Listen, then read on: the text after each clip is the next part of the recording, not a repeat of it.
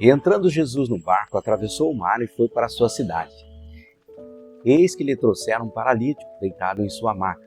Observando-lhe a fé, disse Jesus ao paralítico: tenha bom ânimo, filho, os teus pecados estão perdoados. Então, o que a primeira parte que a gente observa é que Deus observou a fé do paralítico. Após ele observar a fé, aí ele disse: os teus pecados estão perdoados. Diante disso, alguns escribas diziam consigo mesmo: este homem blasfema. Mas Jesus, conhecendo-lhes os pensamentos, questiona: por que cogitai o mal em vossos corações? Pois o que é mais fácil dizer: os teus pecados estão perdoados, ou levanta-te e anda? Entretanto, para que saibas que o Filho do Homem tem na terra autoridade para perdoar pecados, disse então ao paralítico: levanta-te, toma tua maca e vai para a tua casa. Levantando-se o homem, partiu para sua casa. Ao ver isso, a multidão se encheu de temor e glorificava a Deus, pois dera aos homens tamanha autoridade. Então aqui ele já começou, desde que começou o ministério dele, cada passo que ele dá é um ensinamento que ele traz, né? Então aqui ele estava mostrando que ele tinha autoridade para perdoar os pecados.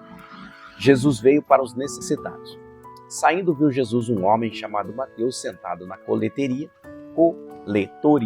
e disse-lhe: segue-me. Ele se levantou e o seguiu.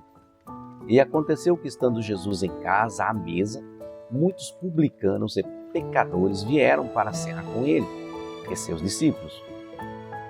Quando os fariseus viram isso, perguntaram aos discípulos dele: por que ceia o vosso mestre com publicanos e pecadores? Mas Jesus, ouvindo, responde: os sãos não necessitam de médico, mas sim os doentes. Portanto, ide aprender o que significa isso. Misericórdia quero e não sacrifícios, pois não vim resgatar justos e sim pecadores. Então aqui nessa parte, o que ele ensina, né? Que ele veio ao mundo, que ele veio a esse reino terreno para trazer a misericórdia das pessoas que estão em pecados, que estão sofrendo em pecado. Ele não veio para acusar ninguém, né? Ele veio trazendo a misericórdia, e é isso que ele quer. Misericórdia, não vê o sofrimento do seu povo, né? O sacrifício do seu povo sofrendo. Então não é isso que ele quer. Ele veio para trazer misericórdia. Então misericórdia eu quero e não sacrifício. Aí vamos aqui o novo e definitivo fim. O Mateus 9,14. Então chegaram os discípulos de João e lhe perguntaram: por que jejuamos nós e os fariseus muitas vezes, e os teus discípulos não jejuam? Respondendo-lhe Jesus: é possível que os amigos do noivo fiquem de luto enquanto o noivo ainda está com eles? Dias virão quando o noivo lhe será tirado, então jejuarão. O que ele está dizendo aqui é que quando eles fazem jejum, eles fazem jejum para Deus, pela presença de Deus. Porém, Jesus, ele já está trazendo o reino consigo. Então, o que ele diz aqui? Não precisa jejuar, que ele já tem a presença de Deus com ele ali, que é o próprio Jesus, que ele carrega o Espírito Santo. Então, você jejua para buscar a comunhão, mas a comunhão estava caminhando com eles. Então, eles não precisariam jejuar. Mas haveria o dia que Jesus seria recolhido ao Pai, aí sim eles deveriam jejuar, né? É disso que se trata essa passagem. Aí ele volta para o 16, Mateus 9,16. Ninguém coloca remendo novo em roupa velha, porque o remendo força o tecido da roupa e o rasgo aumenta. Aqui ele fala assim, ele não poderia colocar uma nova lei, remendar a lei de Moisés e incluir novos requisitos na lei antiga. Então ele não poderia colocar uma ordem, um comando novo numa lei já consagrada, né? É disso que ele está falando. Ele está falando da lei de Moisés. Nem se põe vinho novo em odres velhos. Se o fizer, os odres rebentarão, o vinho derramará e os odres se estragarão. Mas põe-se vinho novo em odres novos, e assim ambos ficam conservados. Então ele está falando aqui que não tem como colocar Jesus, né, dentro daqueles que ainda estão ocupados com o velho vinho. Para que o vinho novo possa ocupar um espaço, eles têm que renovar o odre, eles têm que ter uma transformação. O que seria assim? Jesus ou vinho novo. O odre novo é aquele que se converte em Jesus. Então é necessário que você tenha uma transformação para que você receba um novo vinho, porque o novo vinho não vai misturar com o vinho antigo. A lei de Moisés, os fariseus não vão aceitar o Messias em detrimento da lei. Para eles poderem aceitar o Messias, eles vão ter que abrir mão do que eles têm até ali. Então eles têm um odre velho que foi curtido com vinho velho, mas agora Jesus veio e ele é o vinho novo. E é necessário que haja uma nova criatura para se receber esse vinho novo. Tá? É disso que essa passagem fala. Jesus tem poder sobre a morte. Enquanto ele estava falando, um dos dirigentes da sinagoga aproximou-se e, ajoelhando-se diante dele, rogou: minha filha acaba de morrer, mas vem, impõe a tua mão sobre ela e viverá. Jesus então levantou-se e seguiu com ele e seus discípulos. E seus discípulos o acompanharam. De repente, uma mulher que há 12 anos vinha sofrendo de hemorragia, alcançou-o por trás e tocou na borda de seu manto. Pois dizia essa mulher consigo mesma: se eu conseguir apenas lhe tocar as vestes, serei curada. Então Jesus voltou-se e, assim que viu a mulher, disse: anime-se grandemente, filha, a tua fé te salvou. E desde aquele momento a mulher ficou sã. Então o que Deus de novo está nos ensinando? Que na presença de Jesus, você precisa ter apenas a fé para receber o que você está buscando. Tá? Se você estava na presença de Jesus, você precisa apenas ter fé. Tá bom? Aí continua aqui, no 23. Quando Jesus chegou à casa do dirigente da sinagoga e viu os flautistas fúnebres e a multidão em alvoroço, ordenou: retirai-vos daqui. Esta menina não está morta, mas adormecida. E todos zombavam dele. Assim que a multidão foi retirada, Jesus entrou, tomou a menina pela mão e ela se levantou.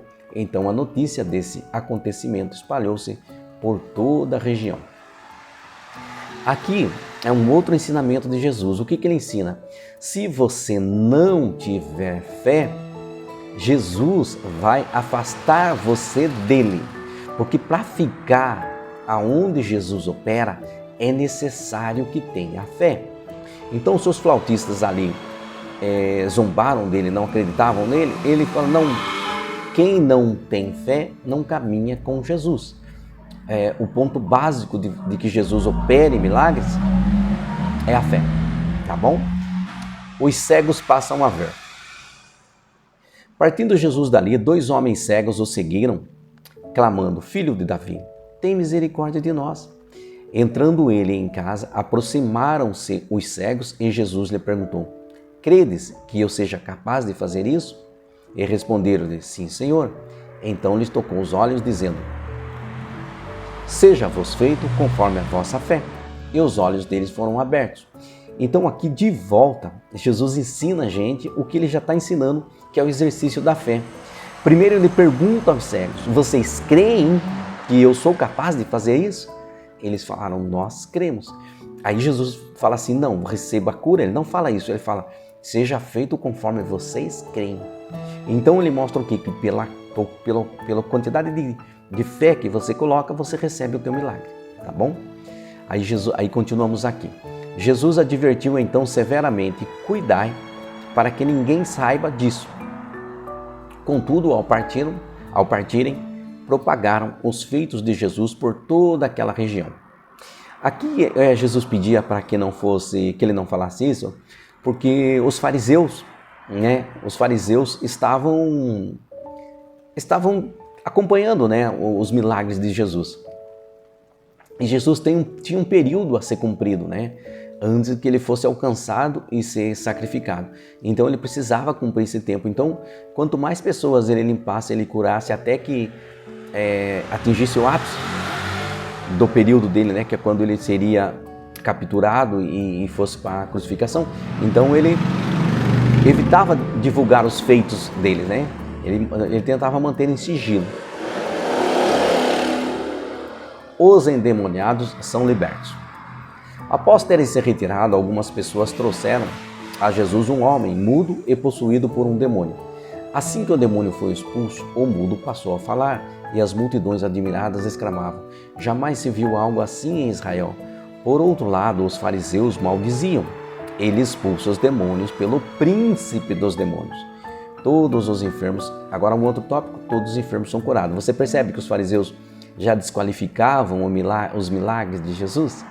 Né? Ele trazendo o reino, que é um reino puro, onde não tem doença, onde não tem a maldade, onde só tem, né, a paz e não tem sofrimento, não tem aflição. E os fariseus criticavam as ações benéficas dele, né, para o povo. E Jesus ia passando por todas as cidades e povoados, ensinando nas sinagogas, pregando as boas novas do reino e curando todas as enfermidades e doenças. Jesus pede mais discípulos. Ao ver as multidões, Jesus sentiu grande compaixão pelas pessoas, pois que estavam aflitas e desamparadas, como ovelhas que não têm pastor. Então falou aos seus discípulos: de fato, a colheita é abundante, mas os trabalhadores são poucos. Por isso, orai ao Senhor da seara e pedi que Ele mande mais trabalhadores para a sua colheita. Então aqui, irmãos, conclui-se já a necessidade de que existe da evangelização, né? No plano de evangelização que Jesus implantou a partir da demanda, da necessidade que ele viu, que a seara já está pronta, né? E poucos trabalhadores. Então tem muito ainda a ser feito pela salvação do próximo, né? Para que a gente ajude a Jesus nessa evangelização, tá bom? A gente paramos por aqui, aí no próximo a gente volta com Mateus 10. Fiquem com Deus e até o próximo vídeo, tá bom? Tchau, tchau.